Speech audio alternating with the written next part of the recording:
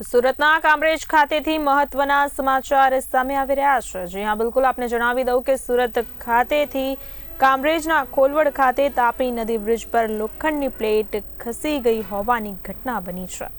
જણાવવા માંગીશ કે નેશનલ હાઈવે નંબર 48 પર ટ્રાફિક જામના દ્રશ્યો ત્યારે સર્જાઈ જવા પામ્યા છે। આ સાથે જ વાહન ચાલકો હેરાન પરેશાન થઈ રહ્યા છે। તો ઘટનાની જાણ થતાની સાથે જ શિક્ષણ મંત્રી પ્રફુલ્લ પાનછેરિયા પણ સ્થળ પર પહોંચ્યા। પ્રાંત અધિકારી, મામલતદાર, ડીવાયએસપી સહિતના અધિકારીઓ ઘટના સ્થળે હાજર જોવા મળી રહ્યા છે।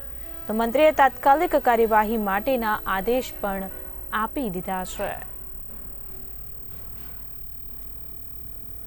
કામરેજ તાપી બ્રિજ પર નેશનલ હાઈવેનો આ તાપીના બ્રિજ પર બે સ્પાન વચ્ચેનો જે ગેપ મોટો થયો છે ત્યાં લોખંડની પ્લેટ ટેમ્પરરી સોલ્યુશન માટે નાખી પણ એ પણ ખસી જાય છે।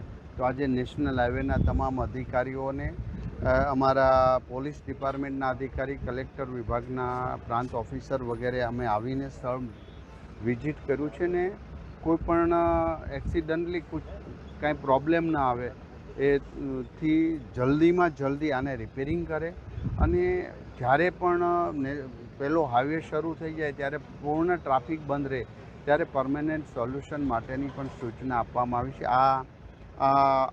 આ એક નેશનલ હાઈવેની ખૂબ મહત્ત્વનો રોડ છે અને તાપી બ્રિજ છે એનો આ પ્રશ્ન છે અને એના હિસાબે ઘણા સમયથી છેલ્લા વીકથી ટ્રાફિકની પણ બહુ મોટી સમસ્યા છે। તો આ સોલ્યુશન કરવા માટેની અધિકારીઓને બોલાવીને સૂચના આપવામાં આવી છે અને અમારા પોલીસ ડિપાર્ટમેન્ટ ટ્રાફિક કંટ્રોલ કરી રહ્યા છે। આશા રાખીએ છીએ કે 2 દિવસમાં આ પ્રશ્ન સોલ્યુશન થઈ જશે।